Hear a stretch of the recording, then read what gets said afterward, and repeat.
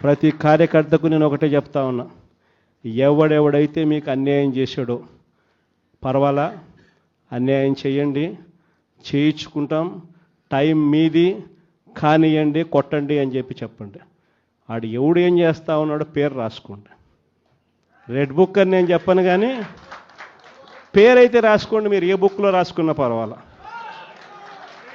పేరైతే మీరు రాసుకోండి. దాని తర్వాత మాత్రం అన్యాయం చేసినోనికి సినిమా మాత్రం మనం చూపిస్తామని చెప్తాను.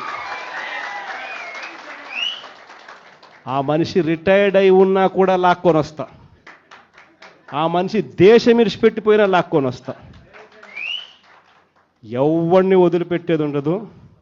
ఒక్కొక్కడికి మాత్రం సినిమా మాత్రం ఎలా చూపించానో అలా చూపిస్తామని మాత్రం చెప్తాను.